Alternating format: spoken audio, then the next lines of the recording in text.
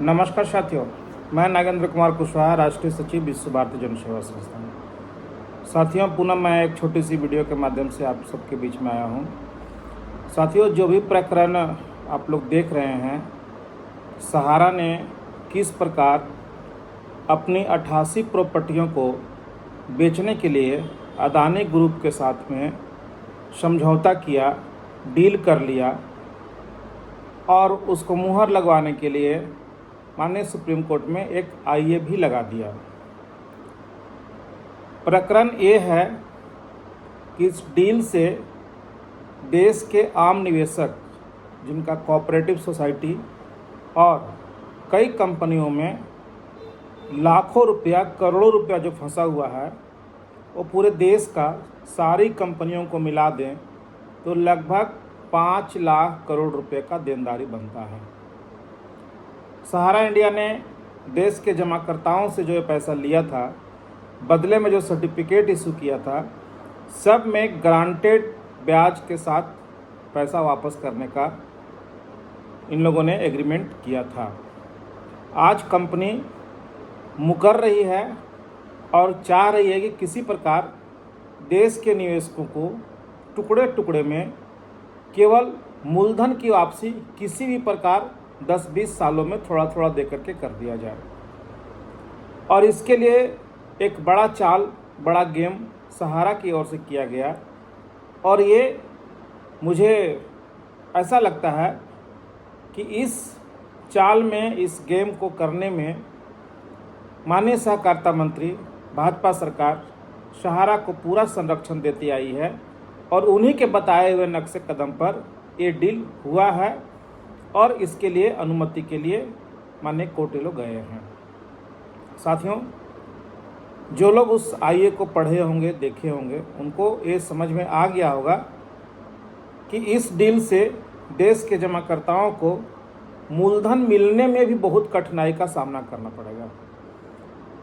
और सहारा वाले इस डील के पीछे सबसे बड़ा रहस्य ये है कि जो इनके ऊपर में कानूनी कार्रवाई हो रहा है, चाहे वो सीआईडी का हो, पुलिस का हो या ईडी का हो, केवल उससे बचने के लिए ही ये लोग इस प्रकार का छल प्रपंच किए हैं।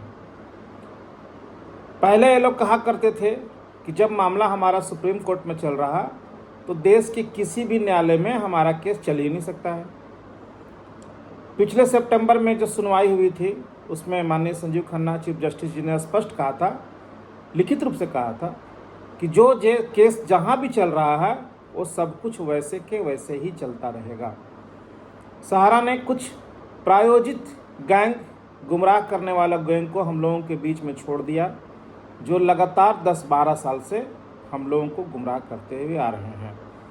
कभी ये लोग कहते हैं कि सहारा इंडिया बैंक बनने जा रहा है, कभी कहते हैं कि मैडम सपना राय अपने पति के माथे पर जो कलंक लगा हुआ उसको मिटाने के लिए 50,000 करोड़ रुपए का लोन ले रही है। कभी कहा जाता है कि एमबी वैली 5 लाख करोड़ रुपया का बेच के आपको पैसा दिया जाएगा, कहीं वर्सोवा को बेच के दिया जाएगा। तो कभी अभी कुछ दिनों से बात चल रहा था कि हमारे सेबी के साथ में एक मध्यस्थता हो चुका है और उस मध्यस्थता होने के बाद में सहारा से भी ख़त्म हो गया और लोगों का भुगतान कर देंगे। मतलब कोई कसर ये लोग नहीं छोड़े जिससे कि आपको गुमराह किया जा सके। और पुनः वही प्रयास ये लोग इस बार भी कर रहे हैं कि इस डील को भी ये लोग पॉजिटिव बनाने में कोई कसर नहीं छोड़ रहे हैं। पहले तो ये मान ही नहीं रहे थे कि नहीं, इस प्रकार का डील हो ही नहीं सकता है, और जब इनको पता चल गया कि हाँ डील हो चुका है तो इनकी भाषा बदली है और फिर इस डील का फ़ायदा ये लोग गिनवाने में लगे हुए हैं। साथियों, आप सब भी जानते हैं कि जिनके साथ में डील हुआ है अदानी ग्रुप के साथ में, वो अदानी ग्रुप के पास जो भी धन आए, उन्होंने किस प्रकार से बैंकों से लोन लेकर के, बैंकों से माफ़ करवा करके, मतलब बालू से तेल निकाल करके वो कंपनी इतनी बड़ी हुई है। तो क्या लगता है कि सहारा की संपत्ति को ले करके हम लोगों का वो भुगतान कर देंगे? नहीं करेंगे।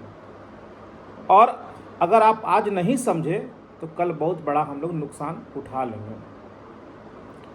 मुझे इस बात से ऐतराज़ नहीं है कि सहारा अपने 88 संपत्ति को बेच दे या अपने आप को बेच दे, जो भी करना है कर दे। आपत्ति इस बात से है कि अभी तक सहारा के किसी भी सक्षम पदाधिकारी सामने आके नहीं कह पा रहा है कि देश के निवेशकों को चिंता करने की बात नहीं है। इस डील से जो पैसा आएगा और पैसा कहाँ से इकट्ठा करके पूरे देश के लोगों का हम लोग भुगतान करने को तैयार हैं, नहीं आ रहे हैं और न आएंगे। आते कौन हैं? इनके जो गुमराह गैंग है, वो जिनका कोई अस्तित्व है ही नहीं, न सहारा में है और न पब्लिक के बीच में है। तो इसके लिए हम लोगों को बहुत सावधान हो जाना पड़ेगा, क्योंकि जिनका पैसा छोटा छोटा राशि लगा हुआ है 10, 20, 50 हज़ार, 1 लाख तक, ठीक है, पोर्टल के माध्यम से उनका मूलधन वापस हो जाएगा। लेकिन जिनका 5 लाख, 10 लाख, 20 लाख, 50 लाख, 1 करोड़, 2 करोड़ लगा हुआ है, उनका पैसा क्या इस पोर्टल से संभव है? और उसी रास्ते पर ये सबको लेके जाना चाह रहे हैं। अगर हम अभी नहीं जागे तो हम एक बहुत बड़ी लड़ाई हार जाएंगे। चूँकि हम लोग बहुत प्रयास कर रहे हैं। आज करीब फरवरी 2024 से माननीय सुप्रीम कोर्ट में हम लोग अपनी रिट पिटीशन के माध्यम से अपनी बात को रखे, पिनाक मोहंती जी के पिटीशन में बात को रखे, लेकिन हम ही लोगों को कुछ लोगों ने बहुत माखौल उड़ाया, मजाक उड़ाया, इस लड़ाई में साथ नहीं निकले। आज भी मैक्सिमम लोग जियो सहारा जय सहारा करने के ही चक्कर में पड़े हुए हैं, इसलिए हमारी लड़ाई पूरी मजबूत नहीं हो पाई। साथियों, मैं दिल की गहराइयों से आप तमाम सहारा के पक्षकारों से भी कहना चाहता हूं कि जो लोग सहारा के पक्ष में आज खड़े हैं, वो अपनी ज़मीर से पूछिए कि क्या इस डील से देश के जमाकर्ताओं का भुगतान हो जाएगा। साथियों, जितने भी सहारा की अच्छी प्रॉपर्टी थी उसको इन लोगों ने बेच दिया। जो लिटिगेटेड प्रॉपर्टी है उसी का डीलिंग अडानी जी के साथ में होने जा रहा है। जो प्रॉपर्टियां बिकी, क्या उससे देश के निवेशकों का पैसा मिला? या सहारा सेबी का जो केस चल रहा था उससे मात्र 9,000 करोड़ रुपए अगर जमा करा दिया जाता उन प्रॉपर्टियों से, तो वो केस ख़त्म हो गया होता। तो क्या उन प्रॉपर्टियों को बेच करके वो लोग पैसा जमा किए? नहीं किए। वो पैसा कहाँ गया, किस मद में गया, ये किसी को नहीं पता है। हम लोग इसको जांच करवाने के लिए CID में और कई जगह हम लोग गए हुए हैं कि वो पैसा आखिर गया कहाँ और बिका क्यों। सुप्रीम कोर्ट ने आदेश दिया था कि उस पैसे वो ज़मीन नहीं बिकेगा, और बिकेगा तो सहारा से भी के एस्क्रो खाते में जाएगा। ये लोग ने एस्क्रो खाते में भेजे और ना उसका कुछ पता चल रहा है। ये तो देश के निवेशकों ने और सहारा या कुछ अंदरूनी डायरेक्टरों ने हम लोगों को बताया कि सहारा अपनी संपत्तियों को इस प्रकार से बेच रहा है और लोगों को पैसा भी नहीं दे रहा है।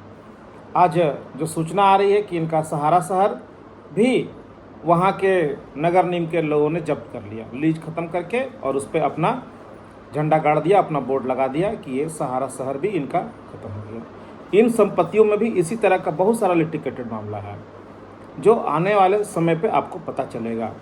तो इसीलिए मैं पुनः आपको ये कहने के लिए आया हूँ कि लोग जागिए, सोचिए कि हम लोगों का भुगतान कैसे मिलेगा, क्या रास्ता है। और रास्ता दो ही है, एक लीगल का, एक संघर्ष का। उस दोनों रास्ते पे हम लोग चल रहे हैं, लेकिन उस रास्ते पे आप सबका भी ज़रूरत है। कृपया आप लोग अपने ज़मीर को जगाएं, जिंदा करें और हम लोगों के साथ जुड़े, विश्व भारती जन सेवा संस्थान को ही मजबूत करें, इस लड़ाई को मजबूत करें, तभी हम लोग देश के लोगों का भुगतान करवाने में सफल हो पाएंगे। धन्यवाद साथियों, नमस्कार, जय हिंद, वंदे मातरम।